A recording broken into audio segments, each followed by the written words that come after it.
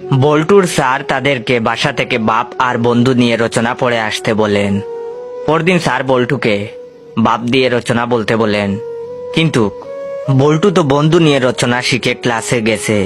তখন সে তার বন্ধু পল্টুকে জিজ্ঞেস করলো, কিরে পল্টু, আমি তো বন্ধু দিয়ে রচনা শিখে আইছি, এখন কি হবে?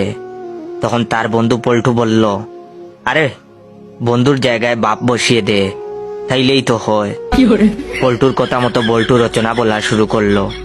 বলল, বাপ অনেক উপকারী, আমার অনেকগুলা বাপ আছে, তার মধ্যে 2জন হলো আমার বেস্ট বাপ। আমি যেখানে যাই ওইখানেই একটা বাপ বানাই।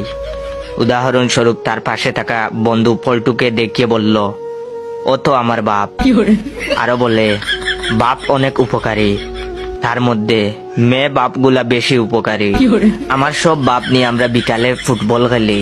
আমার 2জন বেস্ট বাপ নিয়ে মহিলা কলেজের সামনে গিয়ে দাঁড়িয়ে থাকি আর মেয়ে দেখি। এছাড়া আমি আমার বাপদের নিয়ে লুকিয়ে লুকিয়ে বিড়ি খাই। পরিশেষে আমি বলি, বাপ থাকাটা খুব গুরুত্বপূর্ণ। যার যত বেশি বাপ থাকবে তার জীবনটা তত সুন্দর হবে। বল্টুর এমন রচনা শুনে স্যার তো ওই জায়গায় বেহুশ হয়ে পড়লেন।